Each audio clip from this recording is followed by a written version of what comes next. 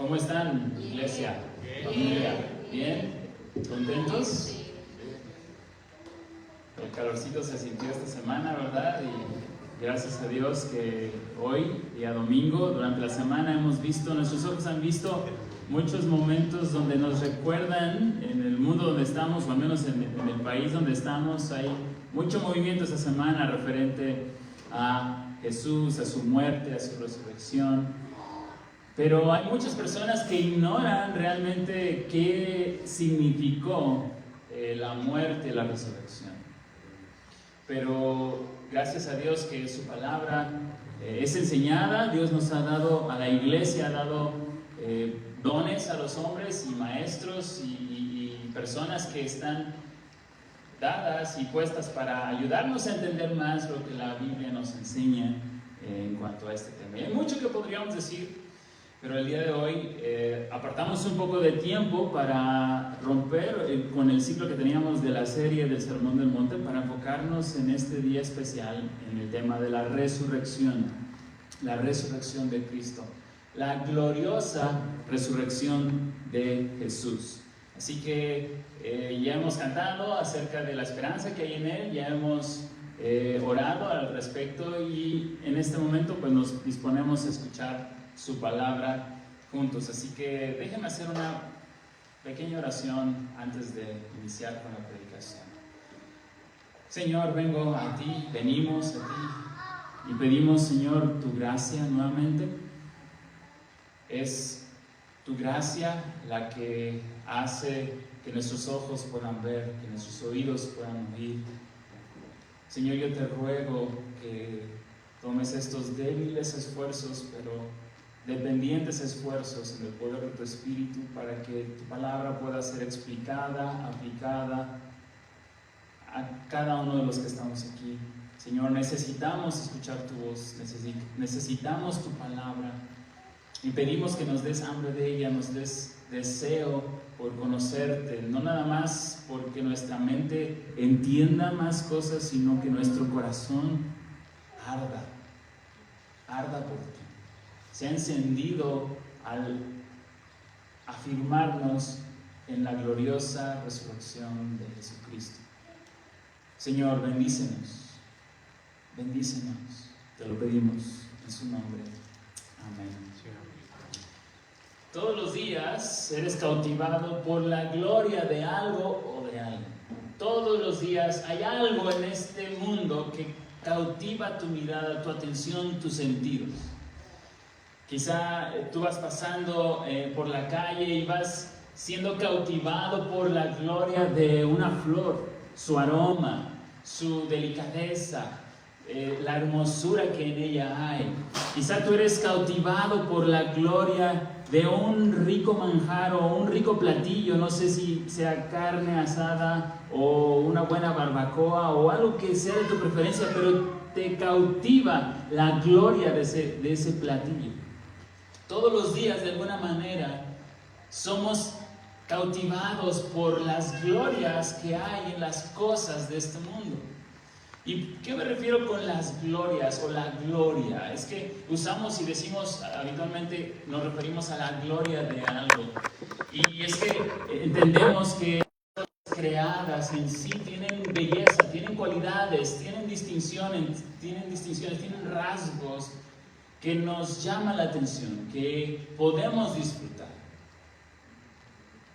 La verdad es que día tras día las cosas que vemos y que disfrutamos pueden cautivar nuestros sentidos y nuestras emociones, pero realmente todas esas cosas que nos han sido dadas y todas esas oportunidades de disfrutar de aquellas cosas que nos han sido dadas tienen el propósito de apuntarnos a la mayor gloria.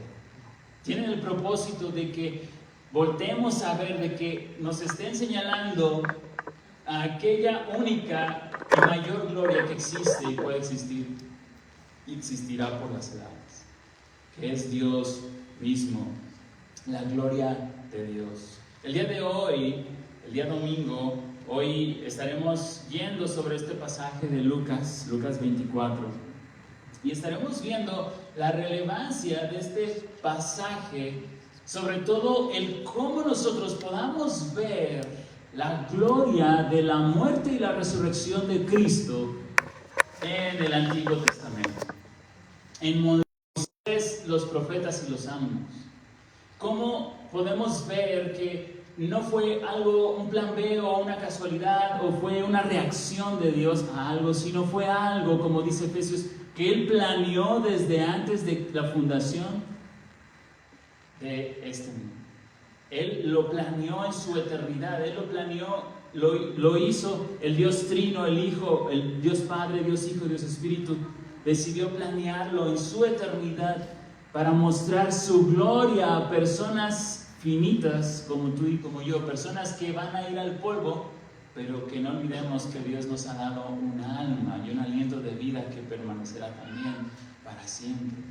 Es Dios quien ha decidido revelarnos su gloria, la gloria de quién es Él, a través del Evangelio, el mensaje de las buenas nuevas, de cómo Dios decidió venir y venir a esta tierra para tomar forma de hombre y ponerse en esa cruz y resucitar victorioso al tercer día. Lo que yo quiero que tú recuerdes hoy, en esta tarde, es que Dios ha abierto tus ojos a la gloria de la muerte y la resurrección de Jesús.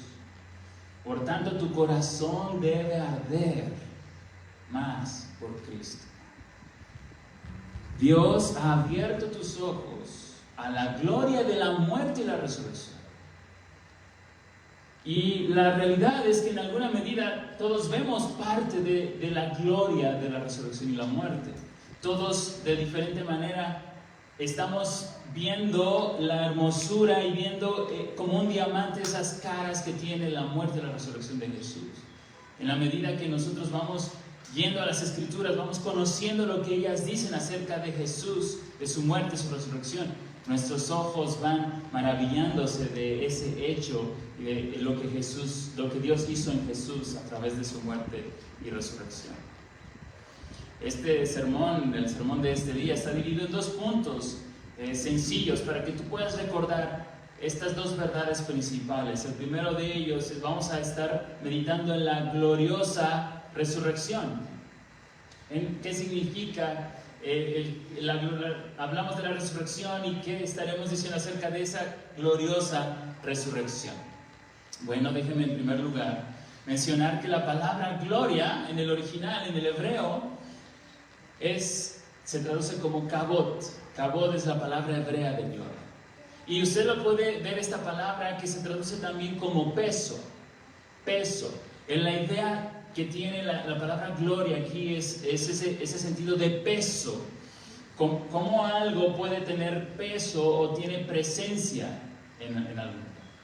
Y es que la gloria también, la Real Academia Española dice que la gloria es fama u honor sobresalientes. La define así de manera muy sencilla, la Real Academia Española. Gloria es fama u honor sobresalientes. Y es que la gloria significa básicamente que algo puede tener una cualidad, una distinción, un rasgo propio que hace que eso tenga fama, honor o relevancia. Por eso decimos que de manera literal la palabra gloria significa peso.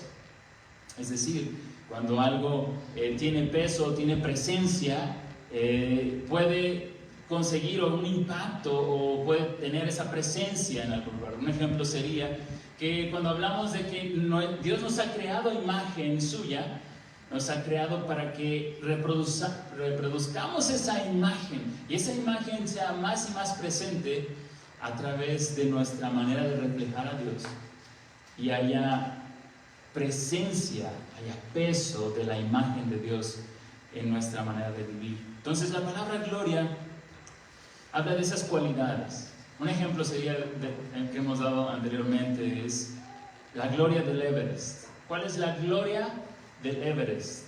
Que es la cima más grande. Su cualidad única del Everest es que no hay otra cima como el Everest.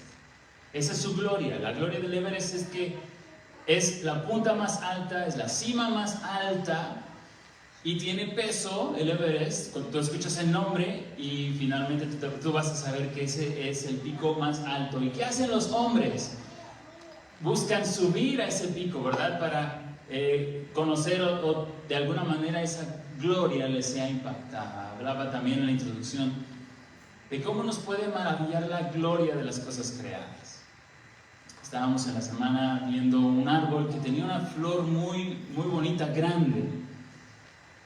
Llamaba nuestra atención y la gloria de esa flor, su belleza, llamó nuestra atención. Nos acercamos a esa flor y al acercarte a ella, lo natural en ella es olerla, y el aroma que desprendía era un aroma único. Hay perfumes que pudieran parecerse a ese aroma de esa flor, pero finalmente el aroma y la experiencia que tú disfrutas en ese momento le pertenecen solamente a esa flor. Es por eso que decimos la gloria de algo, esa cualidad, esa distinción, ese peso que puede tener. Y lo que queremos ver es que estamos delante de un acto único en la historia del universo, que es la resurrección. No hay ni una otra tumba que esté vacía. ¿Recuerda usted que Jesús lloró cuando escuchó que Lázaro murió? ¿Y Jesús qué hizo? Tuvo compasión y dijo: Lázaro, ven fuera. Resucitó con poder a Lázaro. Pero Lázaro, después de haber sido resucitado, él murió. Y él sigue en una tumba. Pero hay una sola tumba que sigue vacía. Y es la tumba de nuestro Señor Jesús. Es la tumba de nuestro Señor Jesucristo. Cuando leímos en Lucas 24 que Pedro entró a la tumba, ¿sabe por qué se asombró al ver los lienzos? Porque los lienzos estaban intactos. Es decir, los lienzos estaban envueltos en el cuerpo, pero el cuerpo no estaba. Por eso se maravilló Pedro al ver la tumba vacía, pero no solamente dijo: está vacía, ¿verdad? Sino que vio que esos lienzos estaban con la forma del Señor Jesús, pero el cuerpo no estaba. Es única la resurrección de Jesús. No hay otra. Y lo que vemos en la Escritura una y otra vez, van a haber evidencias de la resurrección para llamarla la gloriosa resurrección. La resurrección que tiene cualidades únicas. Es la única que puede darse el crédito de que solamente la mano de un ser supremo, todopoderoso, que gobierna todas las cosas, pudo haber hecho tal acto de victoria. Porque ¿qué es el hecho de la resurrección? Es que la victoria fue dada sobre la muerte, el enemigo imposible de vencer. Pero quiero que vayamos a nuestro texto. Vayamos a nuestro texto y notemos algunas cosas importantes de él el día de hoy. Ya leímos parte de Lucas 24 y lo que quiero que veamos es los siguientes detalles. Hay muchas cosas que podemos ver en este texto, pero vamos a tratar de ver la gloria de la resurrección en tres cosas esencialmente. La primera de ellas es que la resurrección tiene su fundamento en la Escritura. Tiene su fundamento en la Escritura. Es imposible que miles de años atrás estuviera escrito por hombres que murieron, pero que finalmente dejaron en tinta, porque el autor divino de toda la Escritura es Dios, detalles que se cumplirían de manera perfecta en Jesús. Detalles. Esta es la acusación de Jesús para los discípulos. ¿Cuál es la acusación de Jesús para los discípulos? Son necios de corazón. ¿Por qué? Porque ya estaba escrito que el Mesías iba a morir e iba a resucitar, y ustedes no lo vieron. Cuando Jesús murió, ciertamente los hechos de los discípulos evidenciaron su falta de fe y su ignorancia en las Escrituras. ¿Cómo? Sus hechos demostraron ignorancia en las Escrituras. Muere Jesús y ellos se desaniman, se terminan regresando a pescar, ¿verdad? ¿Y ahora qué vamos a hacer? Justo lo que vemos en estos discípulos que iban de regreso, ¿verdad? En el camino de Emaús. Iban regresando y que iban conversando acerca de Jesús. Iban diciendo, oye, pero ¿no Jesús era el Mesías que iba a instaurar su reino? ¿Verdad? Ellos eso estaban preguntando. O sea, ellos ya se veían como parte de ese hecho de que Jesús iba a instaurar un reino. Pero murió. Jesús murió. ¿Cómo es posible? Entonces Jesús se aparece a ellos y les llama la atención a lo siguiente. Dice, vamos a ver que es un hecho escritural, está basado en la escritura, y esto es muy interesante de ver.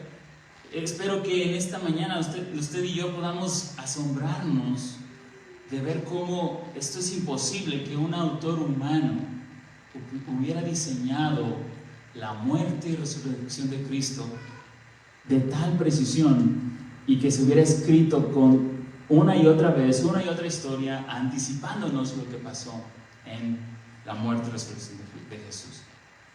Dice versículo 13, Lucas 24. Si tú tienes tu Biblia, ve allí a Lucas 24 y ve conmigo estos textos y nota estas cosas que el texto mismo nos va a decir.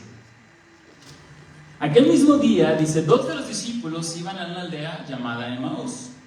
Estaba como 11 kilómetros de Jerusalén. Entonces ellos salieron de Jerusalén hacia Emaús, y en ese camino que ellos conversaban entre sí, versículo 14, acerca de todas estas cosas que habían acontecido. Y mientras conversaban, discutían, Jesús mismo se acercó y caminaba con ellos, pero sus ojos estaban velados velados para que no lo reconocieran. Entonces ellos están hablando, Jesús se acerca, no lo reconoce, pero mira qué sucede. Dice, ¿qué cosa? Le preguntó Jesús. Lo que vemos en el texto es que Jesús les pregunta, ¿verdad?, acerca de lo que están conversando, y ellos dicen, ¿eres tú el único forastero y no sabes lo que ha pasado? Y Jesús pregunta, pues, ¿qué cosa? No porque Jesús no supiera, sino porque quería ver lo que ellos decían al respecto. ¿Y qué dicen ellos? Las referencias a Jesús, lo referente a Jesús, el Nazareno, que fue un profeta poderoso en obra y en palabra delante de Dios y de todo el pueblo.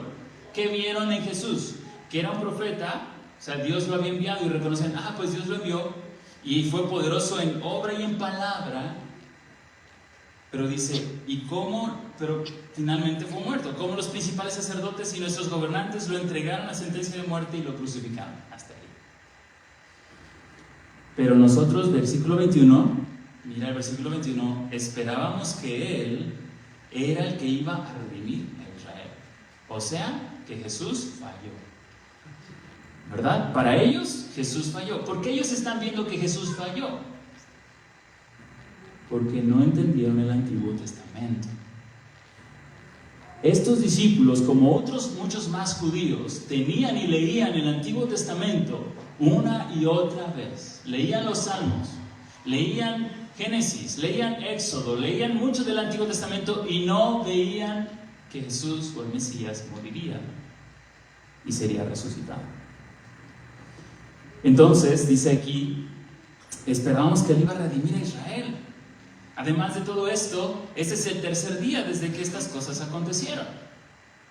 Justo en la resurrección, el tercer día, ¿verdad?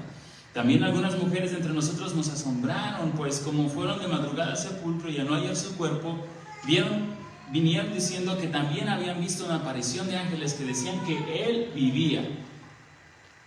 Están dando testimonio de estas cosas que están pasando, y ellos están inquietos, pero finalmente ellos dudan de que Jesús realmente es el Mesías. Es el Mesías.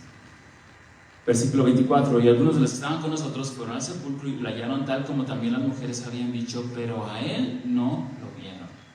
O sea que hay duda porque no lo vieron, ¿no?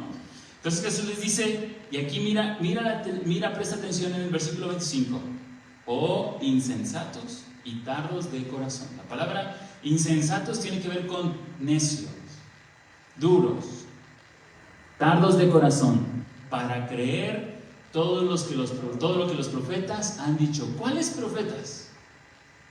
Jesús les está diciendo, ¿verdad? Y no es a los 12 que les está diciendo esto, sino es a otros discípulos que iban de regreso a Emaús, porque ellos después, cuando pasa todo lo de Jesús con ellos, ¿qué hacen? Se regresan a Jerusalén con los 11, ¿verdad?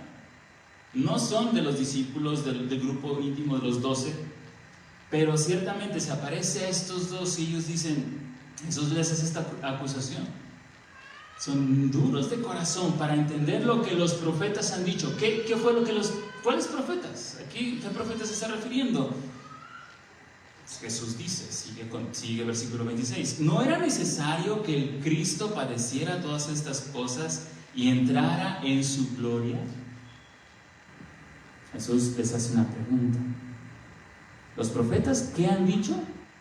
Que era necesario que el Cristo, o sea, el Mesías, padeciera todas estas cosas y entrara en su gloria.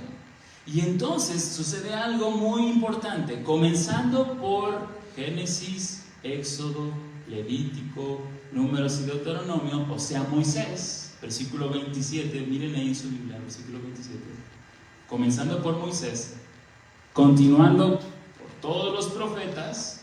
¿A qué se refiere con todos los profetas? Profetas mayores, profetas menores, incluso los salmos. Cuando dicen Moisés y los profetas, se está refiriendo a todo el Antiguo Testamento. Les explicó lo referente a él. Ahora, nota lo siguiente. ¿Ellos podían ver que él era Jesús quien les estaba enseñando? Aún no, ¿verdad? ¿Recuerdas que empezó a decirnos Lucas, que es el que escribe, que ellos no podían reconocer a Jesús? Pero Jesús les explica cómo el Mesías iba a morir y tendría que resucitar en todas las Escrituras. Hasta este punto ellos no lo reconocen, ¿verdad? Y habla de su dureza de corazón para entender lo que el Antiguo Testamento hablaba acerca de Jesús. Y esto es muy importante para nosotros, porque lo que vamos a ver, lo que hacen aquí y en este momento es que ellos regresan, cuéntanos a los discípulos. ¿Y qué hace Jesús con los discípulos? Mira conmigo el versículo 36, Lucas 24, 36. Versículo 36. Mientras ellos relataban estas cosas, o sea, los dos que se regresan con los 11, les están diciendo qué pasó, qué sucede. Jesús, se pone en medio de ellos y les dice, Shalom, paz a ustedes. Pero ellos, aterrorizados y asustados, pensaban que estaban viendo un espíritu. Y él les dice, ¿por qué están así, turbados, y surgen dudas en sus corazones? Siguen habiendo, la acusación de Jesús es que incredulidad. ¿Sigue habiendo dudas en sus corazones? Miren mis manos y mis pies, yo mismo soy, tóquenme y vean, porque un espíritu no tiene carne ni huesos como ustedes ven que yo tengo. Pero mira lo que dice a continuación. Versículo 44, Jesús les dijo, esto es lo que yo les decía cuando todavía estaba con ustedes, que era necesario que se cumpliera todo lo que sobre mí está escrito en la ley de Moisés, en la ley de Moisés, en los profetas y en los salmos. Ahora ya pueden ver a Jesús, les enseña sus marcas. Dice, no soy un espíritu, yo tengo un cuerpo y miren, aquí está. Pero después les dice, ahora a sus discípulos, ahí están los 12, y les dice, era necesario que se cumpliera todo lo que sobre mí está escrito, ¿dónde? Moisés y los profetas y en los salmos.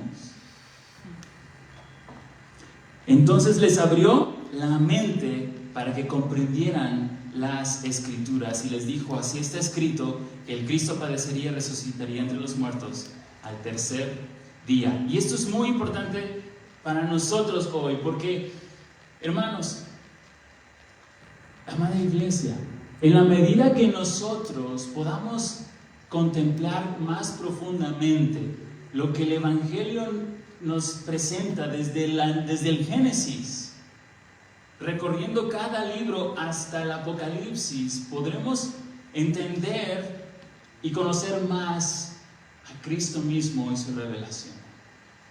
Quiero que vean conmigo algunos ejemplos rápidamente. Mira Éxodo 2. Rápido. Éxodo capítulo 2. Éxodo capítulo 2 dice, habla del nacimiento de Moisés.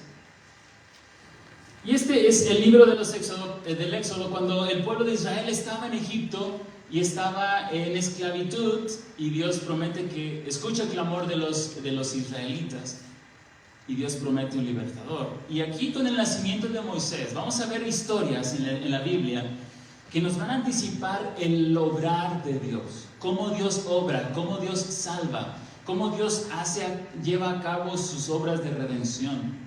Y lo que vamos a ver con este pequeño ejemplo va a ser muy rápido, no nos vamos a detener mucho, pero en este ejemplo, en resumidas cuentas, vamos a ver el poder obrando en debilidad. Ese es un rasgo del Evangelio, presentado ya en Éxodo. El instrumento de muerte es el instrumento de vida. Exacto, lo dijo muy bien Héctor. ¿Cómo el instrumento de muerte? El río. El edicto del faraón era que todos los bebés debían ser echados al río, y entonces, ¿cómo fue que Moisés fue salvado?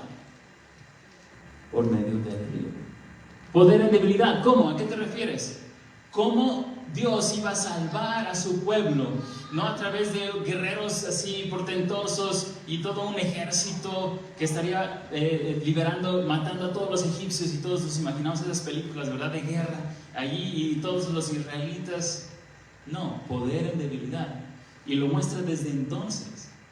Un bebé, la mamá, las doncellas, ni siquiera aparece el nombre del papá. Nos deja ver cómo Dios va obrando, cómo Dios va haciendo su obra de redención. Entonces, este pasaje de Éxodo 2 es interesante, que nos va anticipando cómo Dios estaría llevando a cabo su obra de redención. Vemos poder en debilidad, vemos cómo el instrumento de muerte, que era el río, fue finalmente que Dios usó para salvación. Y eso nos está anticipando a un evento. ¿Cuál evento? La cruz de Jesús. Un ejemplo más, vamos a Éxodo 17. Este sí lo vamos a ver un poquito más en detalle. Éxodo 17. Agua sobre agua de la roca. El pueblo de Israel se queja y ya no tienen agua y se van a morir, y en el desierto es cuestión de horas para que las personas se mueran. Era una realidad, ellos iban a morir, y entonces entablan una demanda judicial contra Dios y contra Moisés. Van a apedrear ya a Moisés, y si hubieran podido también lo harían con Dios. De verdad. ¿Y de qué acusan a Dios? De homicida y de mentiroso. ¿Por qué? Ustedes bien, algunos están ya leyendo qué pasó en el texto. Y dice: toda la congregación de los hijos de Israel partió del desierto de Sin por la jornada conforme al mandamiento de Jehová, y acamparon en Refidim, y no había agua para que el pueblo bebiese. Y altercó, esa palabra altercó quiere decir, lo llamó a juicio el pueblo con Moisés, y le dijeron: danos agua para que bebamos. Y Moisés les dijo: ¿por qué altercáis conmigo? ¿Por qué tentáis a Jehová? Así que el pueblo tuvo allí sed, y murmuraron contra Moisés, y dijo: ¿por qué nos hiciste subir de Egipto para matarnos de sed a nosotros? Ahí está la acusación: asesino, nos sacaron de Egipto para matarnos aquí en el desierto. Ya habían visto el poder de Dios por las plagas, el mar dividido en dos, la victoria que habían tenido con el pueblo, y ya habían visto el poder de Dios de alguna manera. ¿No acaso Dios podía darles agua si ellos le pedían? Pero ellos acusan a Dios de asesino y de mentiroso. Entonces clamó Moisés a Jehová diciendo: ¿qué haré con este pueblo? De aquí a un poco me apedrearán. Y Jehová dijo a Moisés: ok, ponte, en versículo 5, ponte en mi lugar, y tú y yo estamos allí con el pueblo, vamos a morir. Es una realidad. Tus hijos ya no tienen sed. Tú también. Yo creo que el punto de la historia es que también como Israel nosotros estaríamos haciendo lo mismo. quejándonos con Dios. Y entonces, estamos en ese momento, y la realidad es que moriríamos de sed. Pero en lugar, la pregunta más asombrosa de este pasaje es ¿cómo Dios reacciona? Dice Dios a Moisés, ¿qué le dice? Pasa delante del pueblo, toma contigo a los ancianos de Israel y toma también en tu mano la vara con que golpeaste el río. Ok, va la disciplina, la vara es el símbolo de disciplina. Muy bien, ¿a quién va a disciplinar Moisés? A la roca, no al pueblo. Va Moisés, ¿y por qué fue Moisés contra la roca? Porque Dios se lo dijo, dice, pasa delante del pueblo y toma contigo a los ancianos de Israel y toma también en tu mano tu vara con que golpeaste el río y aquí yo estaré delante de ti y allí sobre la peña en Horeb golpearás la peña y saldrá de ella aguas y beberá el pueblo. Y Moisés lo hizo así en presencia de los ancianos de Israel.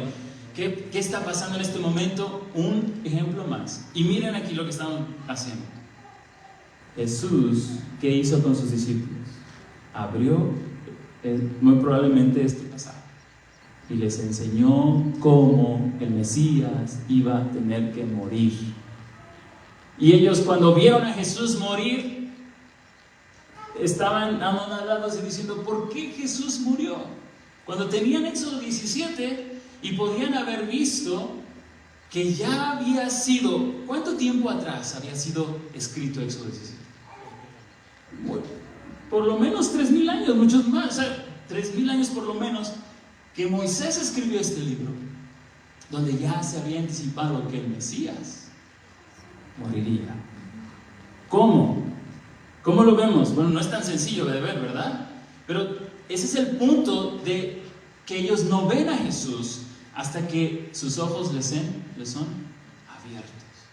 Y nosotros tenemos una gran oportunidad, hermano, de que nuestra fe sea afirmada a través de pedirle al Señor, abre mis ojos para ver a Jesús, para ver su muerte, la gloria de la muerte, la resurrección de Jesús en el Antiguo Testamento. Hermano, este pasaje es asombroso porque ¿qué sucede? Moisés golpea la peña, o sea, que el castigo, en vez de haber sido al pueblo, fue sobre la peña. ¿Y por qué dice el Salmo y hace esa figura de Dios, verdad? Es como la peña, la roca que siempre caminó con ellos en el desierto. ¿Y qué pasó? Salieron aguas, dice el punto que se inundó, dice un salmo que eran muchas aguas, de tal manera que inundó el lugar en ese momento. O sea, fue gracia de Dios, que en vez de que esa vara fuera sobre ellos, fue sobre la peña para darles salvación. Lo vemos en las historias de la Biblia, y varias historias de la Biblia nos enseñan y nos anticipan la muerte de Jesús de manera muy evidente. Un caso de ellos es 1 Samuel 17. ¿Recuerda la historia de David y Goliat? ¿Recuerda la historia de David y Goliat? ¿Cómo Dios obraría? Poder en debilidad. Dios usó de entre los de Israel al que estaba como Goliat, bien grande y capaz, ¿no, verdad? Un pastorcito que nadie iría por él. Dios usa poder en debilidad. Y algo muy interesante también que nos anticipa este pasaje es, vemos que la cabeza de la serpiente sería pisada, ¿verdad?, por un descendiente que Dios prometió desde Génesis 3. Así David tuvo que cortar la cabeza del gigante y presentarla al rey. Vemos varias anticipaciones del Antiguo Testamento para que nosotros podamos poco a poco profundizar y maravillarnos de la gloria del Evangelio.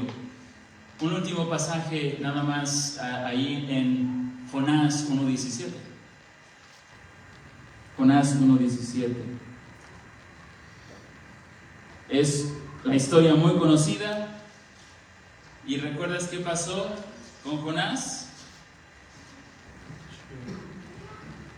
El profeta rebelde huye de Dios. Dios está en el barco, envía una gran tormenta, es echado al agua y un monstruo marino, un gran pez, lo traga.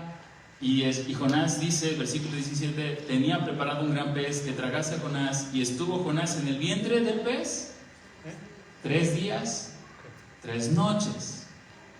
Y luego queda allí ese texto, 3 días y 3 noches, para decirnos luego Jesús en Mateo 12:40. Mateo 12:40. Vamos a Mateo 12:40. Los líderes le piden señal a Jesús. Los escribas y fariseos dicen: Maestro, danos señal. Maestro, deseamos ver de ti señal. ¿Y qué responde Jesús? Dice: la generación mala y adúltera demanda señal, pero señal no les será dada, sino la señal del profeta Jonás. ¿Cuál? Que estuvo Jonás en el vientre del gran pez 3 días y 3 noches. Así estará el Hijo del Hombre en el corazón de la tierra 3 días y 3 noches. Dijimos que la gloria de la resurrección, una de esas cualidades únicas de la resurrección, es que es un hecho escritural. Fue pasado o escrito en la escritura por tiempo atrás, para que nosotros estuviéramos convencidos hoy que no había manera de que el hecho de la resurrección fuera como una reacción o un plan B de Dios, sino que pudiéramos ver tangiblemente que Dios ya lo había escrito y lo había diseñado muchos años antes para que sucediera tal y cual Dios lo había descrito, lo había planeado. Lo vemos en Jonás. O sea, los líderes religiosos pedían a Jesús, le pidieron señal, y la respuesta de Jesús fue: miren, no les voy a dar señal, sino ¿cuál será la evidencia o la señal para ellos? La resurrección. ¿Y qué sucedió con los líderes religiosos? Vieron o fueron testigos de la resurrección en algún punto, pero su orgullo y su celo por su propio nombre les cegó ante la gloria de la resurrección. Pero también vamos a ver que, vamos a Efesios 1, 15 al 20, vamos a ver que no solamente tenemos la gloria de la resurrección porque es un hecho escritural, sino también es única y confiable. Efesios 1, 15 al 20, es un pasaje que conocemos, que hemos leído alguna vez. Efesios 1, 15 al 20 dice: por esta causa también yo, habiendo oído de vuestra fe en el Señor Jesús y de vuestro amor para con todos los santos, no ceso de dar gracias por vosotros, haciendo memoria de vosotros en mis oraciones, para que el Dios de nuestro Señor Jesucristo, el Padre de gloria, os dé espíritu de sabiduría y revelación en el conocimiento de Él, alumbrando los ojos de vuestro entendimiento, para que sepáis cuál es la esperanza a la que Él os ha llamado, y cuáles las riquezas de la gloria de su herencia en los santos, y cuál la supereminente grandeza de su poder para con nosotros los que creemos, según la operación del poder de su fuerza. Miren conmigo el versículo 20, la cual operó en Cristo, resucitándole de los muertos y sentándole a su diestra en los lugares celestiales. Estamos viendo cómo Jesús enseña a sus discípulos que ya Él en la Escritura, en Moisés y los profetas, había escrito, se había dicho que era necesario que Jesús muriera y resucitara. Y prueba de ello es que los apóstoles, en cada uno de los evangelios, Pablo sin excepción en sus epístolas, defienden el evangelio con la Escritura, con lo que el Antiguo Testamento ha dicho acerca de lo que sería cumplido en Jesús. Y vemos aquí en este pasaje de Efesios que la oración de Pablo es que los cristianos puedan entender, dice aquí, el Dios de nuestro Señor Jesucristo es de espíritu de sabiduría y revelación en el conocimiento de Él, alumbrando los ojos de vuestro entendimiento, para que sepáis cuál es la esperanza a que Él los ha llamado. Precisamente la oración de Pablo es esta, que nuestros ojos puedan ser abiertos una y otra vez, para que podamos ver el hecho glorioso de la muerte y resurrección de Jesús.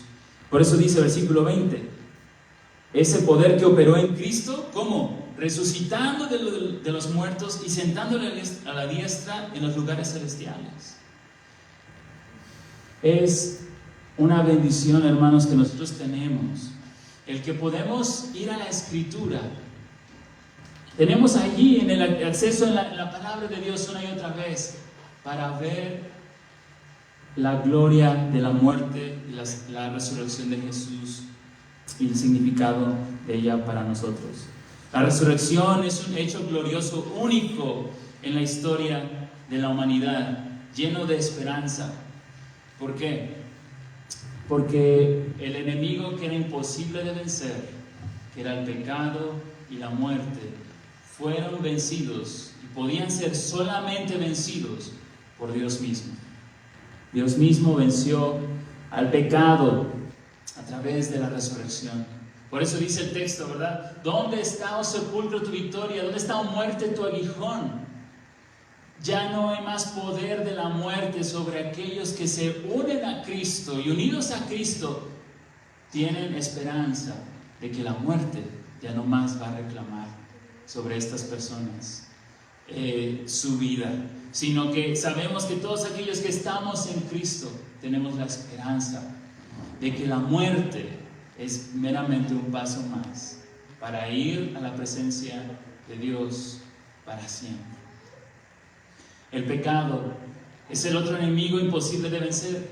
Todo el Antiguo Testamento nos narra y nos trata de mostrar cómo Israel no podía obedecer. Cómo Israel, por más que intentaba, no podía, era esclavo, no tenía un corazón de carne, sino de piedra.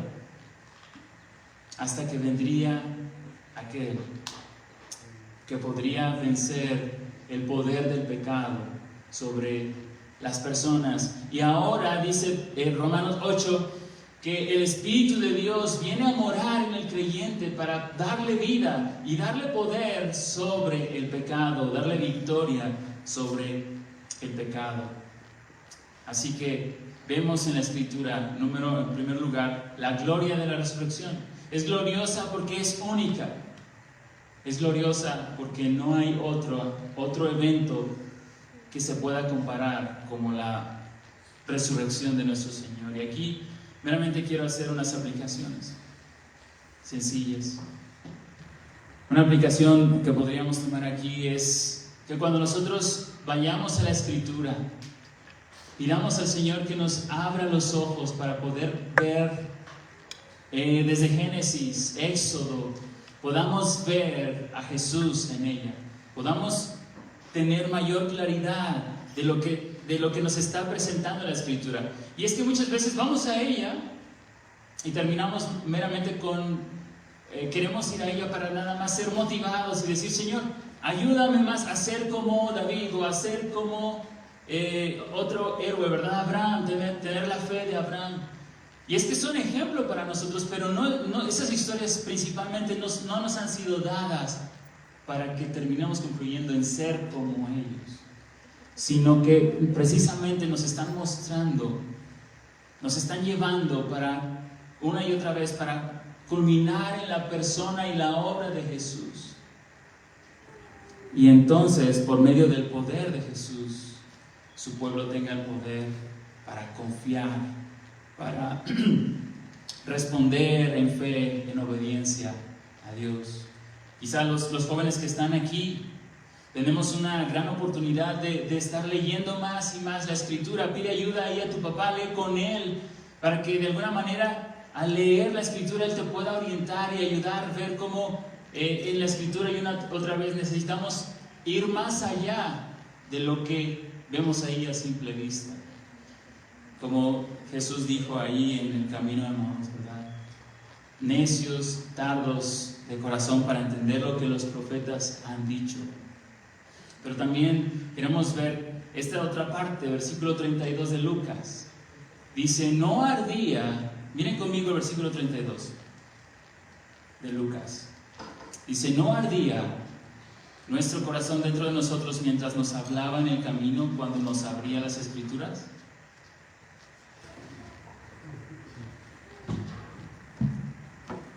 ¿Cuál fue la consecuencia? ¿Cuál fue la consecuencia de estos discípulos cuando empezaron a entender que en las Escrituras, desde el Pentateuco y otros libros, estaba allí profetizado, escrito, que el Mesías moriría y resucitaría? Dice aquí el texto que su corazón ardía dentro de ellos mientras les hablaba Jesús en el camino y les abría las Escrituras. Y es precisamente lo que queremos entender el día de hoy.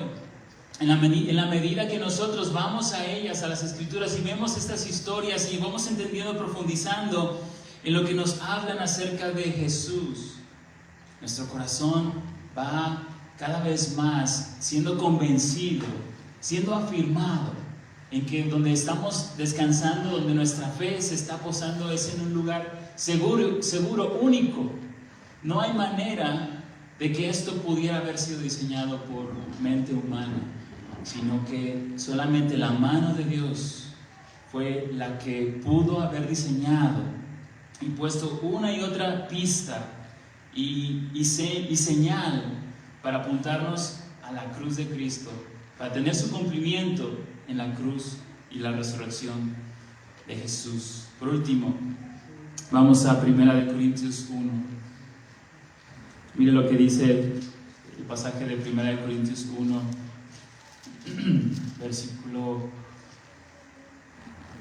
Segunda de Corintios 3, 18. Segunda de Corintios 3, versículo 18.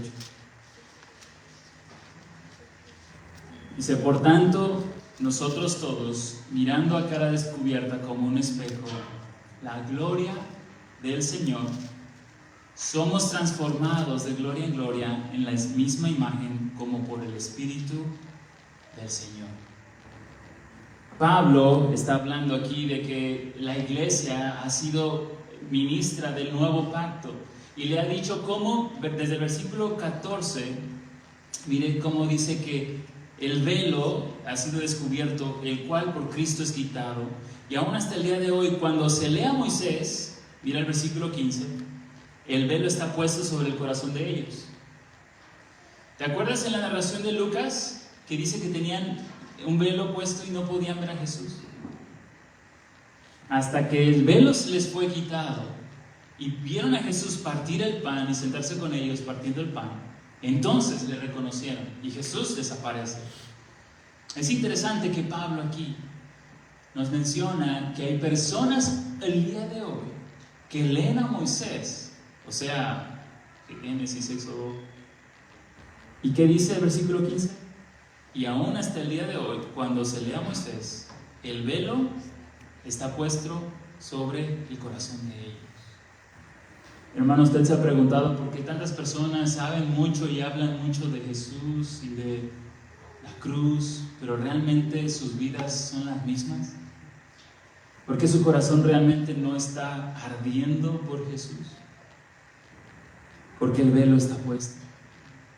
Pero dice, pero cuando se conviertan al Señor, versículo 16, el velo se quitará.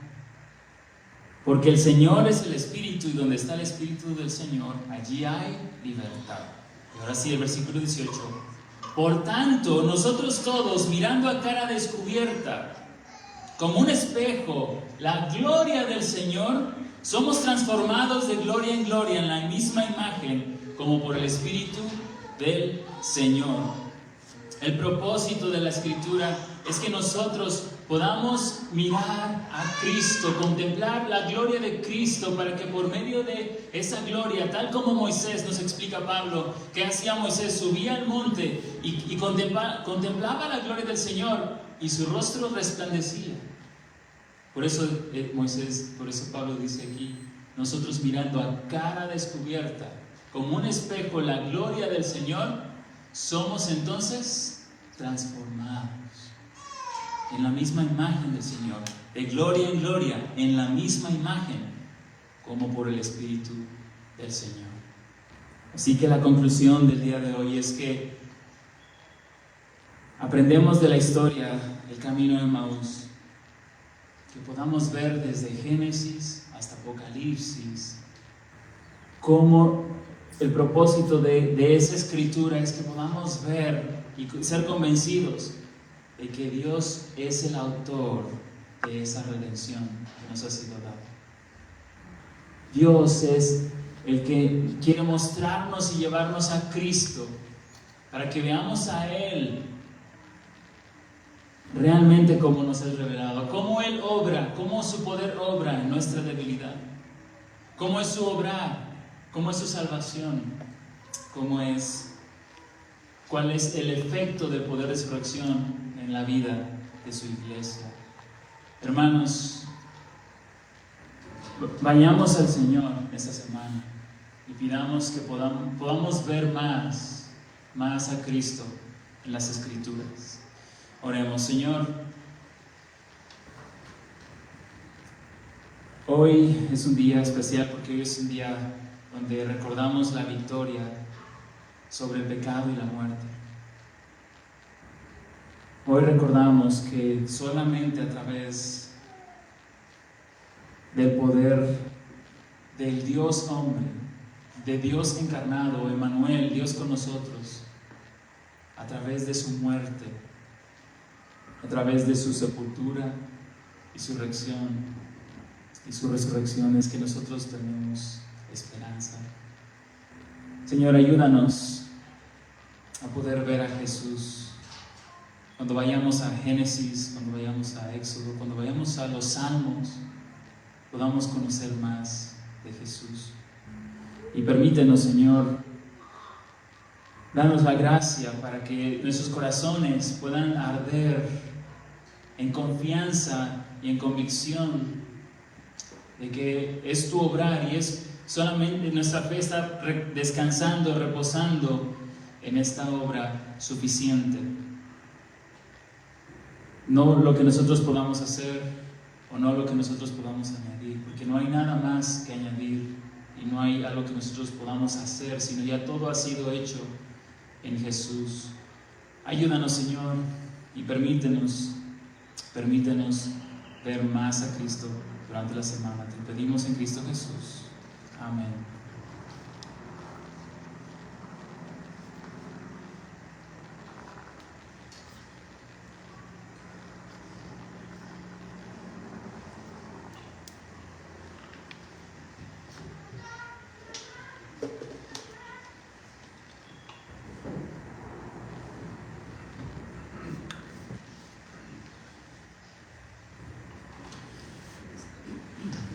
Así como podemos ver a un Dios justo, castigador del pecado, un Dios a veces que a nuestros ojos puede parecer duro, podemos también ver a un Dios misericordioso, amoroso, que tiene paciencia. En Hebreos 10:11 dice: y ciertamente todo sacerdote está día tras día ministrando y ofreciendo muchas veces los mismos sacrificios que nunca pueden quitar los pecados. Pero Cristo, habiendo una sola vez y para siempre un solo sacrificio por los pecados, se ha sentado a la diestra de Dios. De ahí en adelante, esperando hasta que sus enemigos sean puestos por estrado de sus pies, porque con una sola ofrenda hizo perfectos para siempre a los santificados.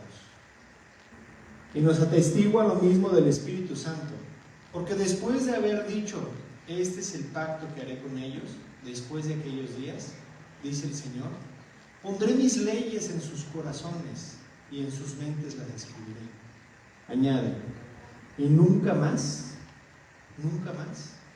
me acordaré de sus pecados y sus transgresiones. Pues donde hay remisión de estos, no hay más ofrenda por el pecado. Vemos un juicio a causa del pecado. Tiene que haber un pago por él. Sin embargo, vemos que el mismo pago es la misma misericordia de Dios. Nuestras ofrendas no son suficientes para conciliarnos con Dios.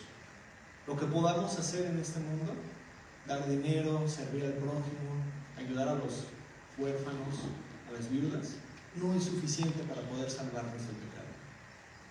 No hay cantidad suficiente de ofrenda o de servicio o de acciones que podamos hacer para poder pagar por nuestros pecados, por nuestra salvación. El único pago suficiente es la sangre de Cristo, el cual Él ya lo hizo como ofrenda, como el más grande acto de ofrenda que se puede dar en el mundo. Y es por esto que debemos estar agradecidos por tanta misericordia y por tanto amor que hemos recibido. Y gracias a esto tenemos la oportunidad de poder hacer lo mismo. De una manera más diminuta, porque no podemos hacer lo mismo que Dios. Sin embargo, tenemos la oportunidad de ofrendar. ¿Cómo? Sirviendo, alabando, amando. Y también con los recursos que Él nos provee, entregando una parte para poder honrarlo conforme Él nos haya bendecido en nuestro trabajo. No importa la cantidad, mientras sea con generosidad y con amor. Generosidad no significa que el que da más es más generoso. Generosidad significa hacerlo con todas las ganas de querer honrarlo y amarlo. Así como Él ya lo ha hecho por nosotros. Oremos por esto.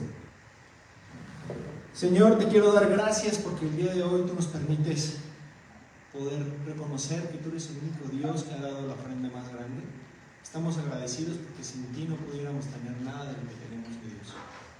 Todos los bienes, toda la vida, toda la salud, toda la familia, todo lo que tenemos, reconocemos que es por tu mano y por tu misericordia. Y sin ello no podríamos tenerlo, mi Dios. Te queremos dar gracias porque el día de hoy nos permitiste escuchar esta hermosa predicación, donde recordamos que tu pago ha sido increíblemente bueno. Gracias, mi Dios, porque tú nos das el privilegio y la oportunidad hoy de poder entregarte nuestras ofrendas. Permítenos hacerlo con generosidad, hacerlo con amor, hacerlo por agradecimiento y no por querer cubrir nuestros pecados como era anteriormente, mi Dios. Gracias por toda tu misericordia, bendice los trabajos y las vidas y las finanzas de cada uno de mis hermanos. Todo esto te lo pido y agradezco en el nombre de Jesucristo. Amén. Quien guste dar su ofrenda, en alguna de sus sillas hay sobres, y si no, en la parte de atrás hay más. Con la pantalla se muestran los números de transferencia. Continuamos con la oración.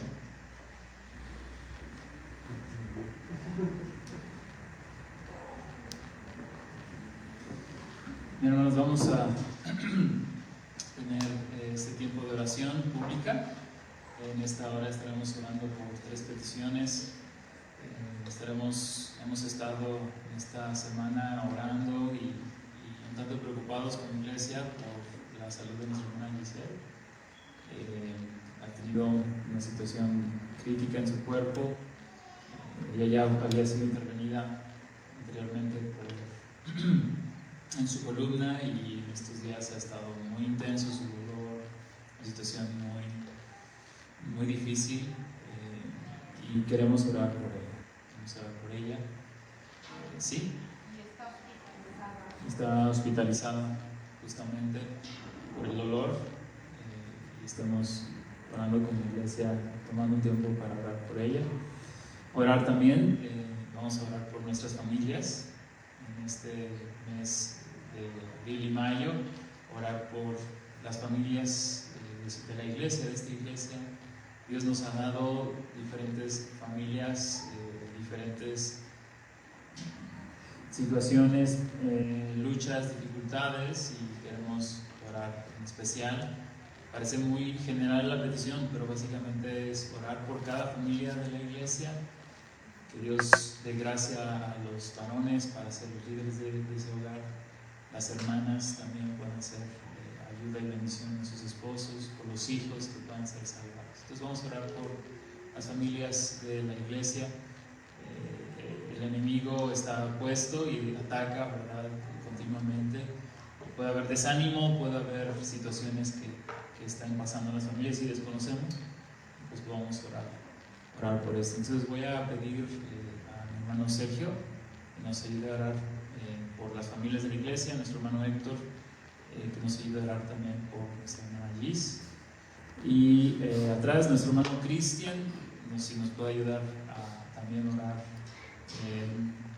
La última petición es que podamos también orar por los eventos que tenemos recientemente, que es la conferencia de mujeres, es en mayo, y tendremos adelante otros 2 eventos, que es el retiro de matrimonios en agosto y estamos hablando también por el curso de crianza, el taller de crianza, en estos 3 eventos: la conferencia de mujeres en mayo, el retiro de matrimonios en agosto y el taller de crianza también.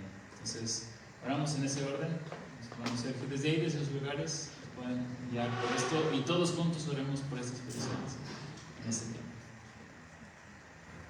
Señor, te damos gracias en esta tarde porque nos has hablado a través de tu palabra, Señor. Te rogamos, Señor, que en tu misericordia te concedas, Señor,